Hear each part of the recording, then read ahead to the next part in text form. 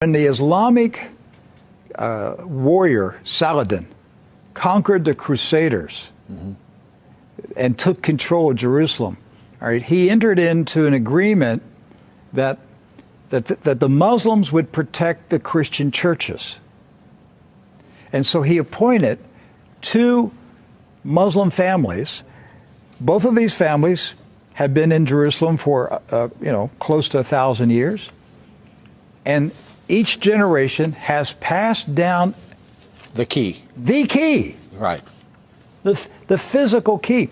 Mr. Judah said that the key he presently has is 800 years old. It's incredible. He had another key, but it broke. And this is a Muslim. I mean, yes. Adabid Judah is a Muslim. And he said it's a great honor for a Muslim to hold the key to the Church of the Holy Sepulchre, which is the most important church in Christendom. That's not disrespect. See, we don't hear this in America. We don't hear, because what we have been told is Christian Americans, you should hate Muslims, you should kill Muslims. Because they're going to tear down all the churches yes. and basically just ransack them and everything else. But here we have two families that for nearly 1,000 years have actually been watching over Christian churches. That's right. So who planted into our minds here in America that we should hate and kill Muslims?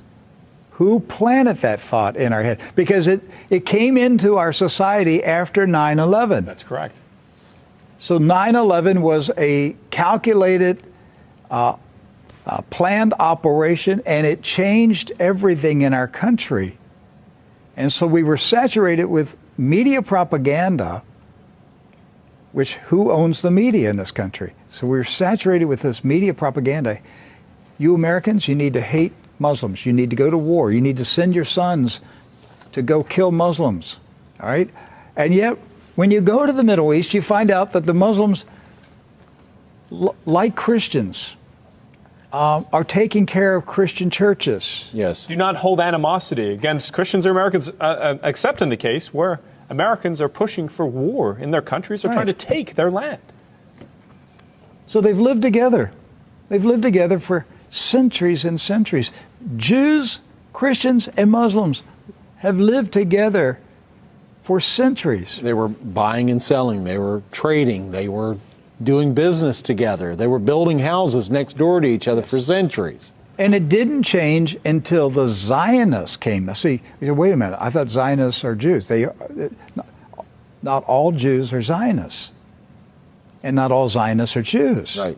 Zionism is a political movement. Yes. Right. It's an ideology. Yes. Not an ethnicity. And so when the Zionists came to Jerusalem and Palestine, basically in the 1920s and 30s and 40s, all right, they came to agitate. They came to infiltrate. They came to seize control.